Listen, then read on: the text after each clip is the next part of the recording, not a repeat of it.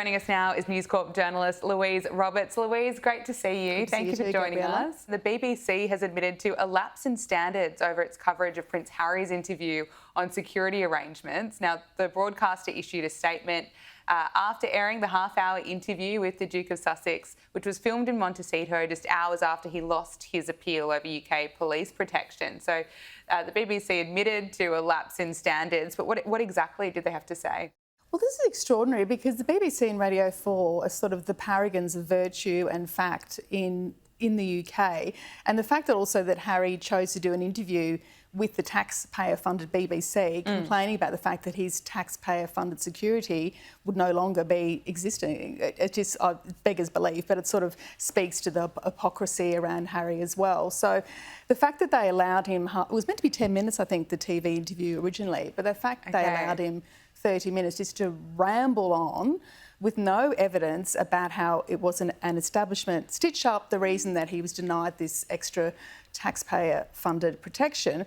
And of course, the palace actually issued a statement saying that, well, alluding to the fact that this wasn't true, but sort of pointing to the fact that this decision had been discussed previously and we always came to the same result, which is, as a non-working royal, Harry is not entitled to taxpayer-funded security.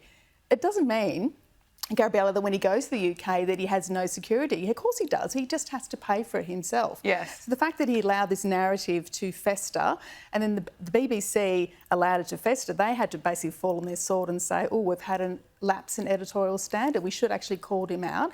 And we shouldn't have had an expert on Radio 4 the next day saying that, yes, it was an establishment stitch-up and supporting Harry's unsubstantiated view. And bear in mind, of course, that Harry technically was part of the establishment. He expected his father to step into the King's own legal system and parliamentary system and do something about it.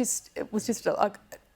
It just beggars belief what Harry does the next step, and he wonders why, when he says in the same interview, I want to reconcile with my family, they want nothing to do with it. Absolutely, and it's so hard to swallow, isn't it? You're watching him, he's been whining and whining for years, and I think he loses sympathy every day. And there are now reports that Prince Harry is being blackballed by the royal family because none of them trust him or Meghan Markle. Sources in Page 6 say, I genuinely think that nobody trusts him, and that's the bottom line. The royal family has major trust issues with him, and that's what's at the heart of everything. You know, Louise, is that your sense? What do you make of these reports? I agree. I think Sarah's piece in the New York Post, Sarah Nathan's piece, was fascinating because it not only shows that the situation between these warring family continues, it's moved beyond forgiveness. Everyone thought it was about forgiveness. The hateful things he said in his autobiography and the terrible things they said in the Oprah interview, it's now a matter of honesty and security.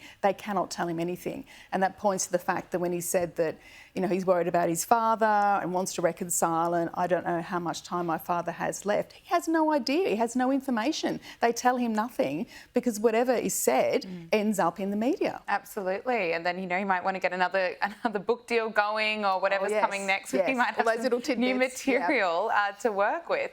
Now, Meghan Markle has shared a new photo of Prince Archie enjoying a sunset to mark his 6th birthday. In an Instagram post, she wrote, "Thank you for all the love, prayers and warm wishes. He's 6. Where did the time go?" Now, of course, she loves using social media to get her message out and to stay in the headlines. But I have to agree, I can't believe he's 6. Yeah, he's grown up very fast. And look, I have to commend Harry and Meghan for one thing, which is the way they do protect the privacy of their children. Right. You can see his back is turned to the camera. He's looking at a sunset. He's sort of present, but there's no sort of breach of his identity. But you're absolutely right. This is all part of Meghan's sort of brand-building narrative and storytelling thing that she's absolutely obsessed with on social media. And I mean, you know, when the kids are older, whether they want to actually be part of that, it sort of remains to be seen. She talks about keeping a digital scrapbook. But what a contrast between that. He looks like he's almost standing on a balcony in that shot where he's sort of gazing at the Californian sunset. And what a contrast between that and when you saw his cousins, who of course he doesn't see or speak to or interact with at all, we believe, on the balcony for the VE flyover as well, where they're sort of there and joking and it's all very front and centre. And of course, you know, Lilibet and Archie aren't working royals, so they're not photographed at school, they're not photographed at Trooping the Colour and things like that, which is fair enough that their identity should be protected, but it also makes you feel sad because it's another nail in the coffin for their relationship with their own little cousins who they don't know. And that's no fault of theirs. It's Harry and Meghan. Yeah. Well, King Charles and Queen Camilla have marked the 2nd anniversary of their coronation by unveiling their new state portraits. Now, the portrait of the King shows him wearing the robe of state alongside his naval uniform with medals, and the Queen is portrayed wearing her coronation dress.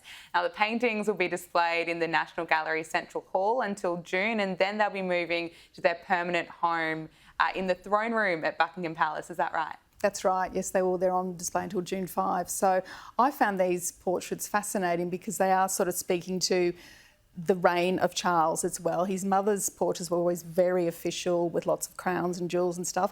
You see, his portrait is it's dignified. It shows the man behind the monarch, I feel. You kind of see a bit of a wistful, thoughtful look in his eyes. And I think that's the man Charles is. He's sort of projecting forward to, obviously, when William takes the throne as well. It's a new path that he's charting there.